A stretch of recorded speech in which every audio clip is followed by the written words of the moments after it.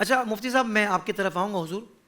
یہ شاید فرمائیے گا کہ کچھ مساجد بلکہ اکثر مساجد میں تو شیڈول بنا ہوا ہوتا ہے عبادات کا، علم دین کی محافل کا اور ذکر و اذکار کی محافل کا، مگر کچھ جگہوں پہ دوست بیٹھ تو گئے پر وہاں دیکھا کہ یار وہ اس طرح کا کوئی شیڈول نہیں ہے، اب اعتکاف توڑ بھی نہیں سکتے نہ وہ توڑنا چاہتے ہیں.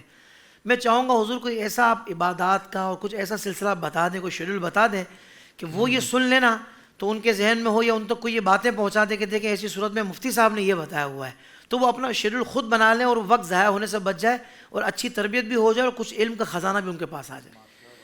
دیکھیں اس سلسلے میں نا بنیادی طور پر یہ چیز ذہن میں رکھیے گا کہ اعتکاف کی اصل روح جو ہے نا وہ یہی ہے کہ انسان خلوت میں اعتکاف کرے. اچھا، اجتماعی اعتکاف کا بھی ممانعت نہیں ہے، بلکہ موجودہ دور کے اعتبار سے چونکہ لوگوں کی طبیعتیں اس کا تقاضا کرتی ہیں کہ لوگ اجتماعی طور پر بیٹھیں گے تو ہی عبادت کر سکیں گے، صحیح.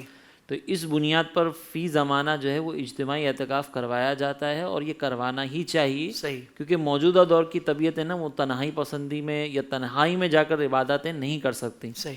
تو اسی لیے یہ اسکیجول رکھے گئے. اب اگر بالفرض آپ کسی مقام پر جاتے ہیں اور وہاں پر کوئی ایسا سسٹم ہے ہی نہیں کہ اس اجتماعی اعتکاف کا اور آپ کے ساتھ تعاون کا، نیکیوں کے اندر تعاون کا کوئی سلسلہ رکھا گیا ہو، تو وہاں پر اب آپ کو موقع ملا ہے اس اعتکاف کی طرف جانے کا کہ جو اصل روح ہے، جو اصل میں کیا جاتا ہے. اب وہاں پر آپ نے اسکیجول اس طریقے سے اپنا مرتب کرنا ہے کہ دیکھیں پانچوں نمازیں تو آپ نے جماعت کے ساتھ ادا کرنے کا موقع مل گیا، لیکن صرف جماعت کے ساتھ ادا نہ کریں بلکہ پہلی صف کے اندر تکبیر اولیٰ کے ساتھ جماعت کے ساتھ ادا کریں. واہ واہ واہ، سبحان اللہ. اچھا، عام طور پر عموماً ہمارے یہاں پر ایسا ہوتا ہے کہ ہم جب نمازیں ادا کر رہے ہوتے ہیں نا تو عموماً مستحبات کو اسکپ کر دیتے ہیں.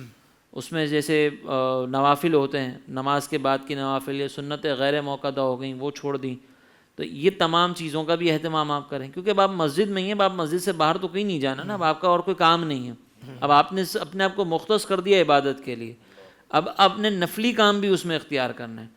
پھر اس کے بعد آپ یہ دیکھیں گا کہ آپ کی کوئی نماز اللہ نہ کرے قضا ہو تو ان قضا نمازوں کی آپ ایک ترتیب بنا لیں. اور یہ بھی میں اس پہ وضاحت کر دوں کہ یہ ضروری نہیں ہے کہ فجر کی اگر نماز قضا ہوئی ہے تو فجر کی نماز کے بعد ہی ادا ہوگی، ظہر کی جو ہے وہ ظہر کے ساتھ ہی ادا ہوگی. آپ رات کے کسی حصے کے اندر مختص کر لیں کہ بھئی یہ جو حصہ ہے نا میں اپنی قضا نمازوں کے لیے وقف کروں گا اور اس میں قضا نمازوں کی ادائیگی کروں گا. تو جتنی زیادہ سے زیادہ قضا نمازیں ادا کر سکتے ہیں وہ کر لیں. پھر دوسرا، اب یہاں پر آپ کو ایک موقع اور ملا کہ آپ قرآن سے اپنا تعلق جوڑ سکتے ہیں، تو تلاوت کے لیے الگ وقت مختص کریں کہ میں نے ایک حصہ جو ہے وہ تلاوت کرنی ہے، اور ایک حصہ جو قرآن سے تعلق جوڑنے کا وہ اس اعتبار سے رکھیں کہ مجھے کم از کم جو آخر کی 10 صورتیں ہیں جو مشہور صورتیں ہیں ان کو ترجمہ اور تفسیر سے پڑھنا ہے. بہت اچھے. اب پورا قرآن تو 10 دنوں کے اندر آپ ترجمہ تفسیر کے ساتھ نہیں پڑھ سکتے، لیکن وہ صورتیں جو آپ کو یاد ہوں، وہ صورتیں جو آپ نمازوں میں اکثر سنتے ہیں، وہ صورتیں جو آپ نے اکثر جو ہے نا وہ کسی نہ کسی ختم قرآن کی محفل میں پڑھی ہوں، تو وہ ان صورتوں کا کم از کم ترجمہ اور تفسیر ایسا اپنے طور پر اس کو پڑھ لیں کہ وہ آپ کے ذہن میں رہے. اگلی دفعہ جب آپ امام کے پیچھے کھڑے ہو کر بھی نماز پڑھ ہوں گے، تنہائی میں بھی نماز پڑھ ہوں گے نا، تو انشاءاللہ اس کا فائدہ یہ ہوگا کہ وہ صورتیں ترجمہ اور تفسیر کے ساتھ آپ کے ذہن میں ہوں گی. سبحان اللہ. تو یہ اپنا تعلق جوڑنے کا آپ کو ایک موقع مل گیا.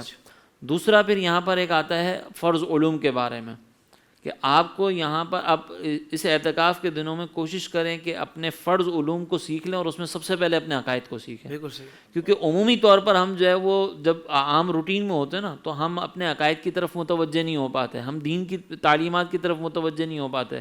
ہمیں لگتا ہے کہ ہمیں سوال پوچھنا ہے تو ہم جا کر سوال پوچھتے ہیں، اور ہمیں لگتا ہے کہ سوال نہیں پوچھنا تو پھر ہم سوال بھی نہیں پوچھتے، غلطیاں کرتے رہتے ہیں، اپنے ذہن سے فیصلے کرتے ہیں.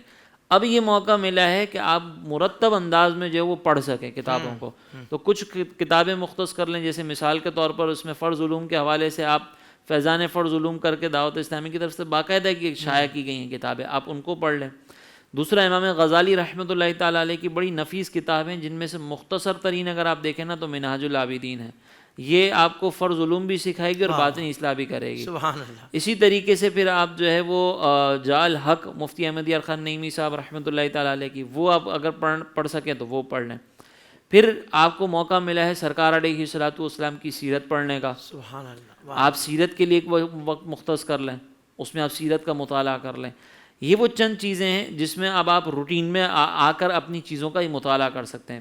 सोशल मीडिया पर इस्लाम की सही तालीमात जानने के लिए अभी हाफिज सायर खादरी का नया YouTube channel Islamic digital studio subscribe कर लें और हाँ, नोटिफिकेशन बेल आइकन को भी प्रेस कर लें ताकि हमारी नई वीडियोस आप तक बर वक्त पहुंच सके।